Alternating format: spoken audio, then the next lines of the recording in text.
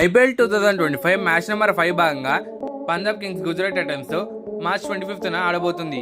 ఈ మ్యాచ్ అహ్మదాబాద్లోని నరేంద్ర మోడీ స్టేడియంలో జరగబోతుంది. అంటే గుజరాత్ టైటన్స్కి హోమ్ గ్రౌండ్.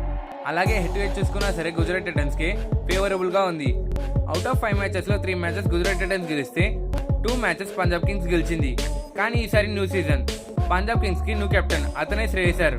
ఐపీఎల్ 2024లో కేకేఆర్ని ఛాంపియన్గా నిలబెట్టాడు. అలాగే గుజరాత్ టైటన్స్ కెప్టెన్గా శుభ్మన్ గిల్ ఉన్నాడు.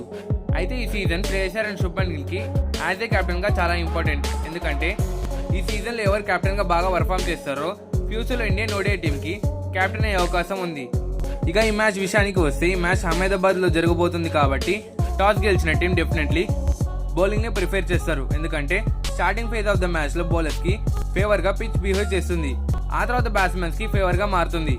సో ఖచ్చితంగా టాస్ గెలిచిన కెప్టెన్ బౌలింగ్ని ఎంచుకుంటారు. ఇక టీమ్స్ ప్లేయింగ్ 11 విషయానికి వస్తే first Gujarat Titans ఓపెనర్స్గా Shubman Gill and Jos Buttler, middle order బ్యాట్స్మెన్స్గా Sai Sudarshan, రుదర్ఫోర్డ్, Shahrukh Khan and Tewatia, బౌలర్స్గా Sundar, Rashid Khan, Rabada, Siraj and Prasidh Krishna, impact ప్లేయర్గా సాయి కిషోర్ ఆర్ లోమ్రాన్ని యూజ్ చేసే ఛాన్స్ ఉంది.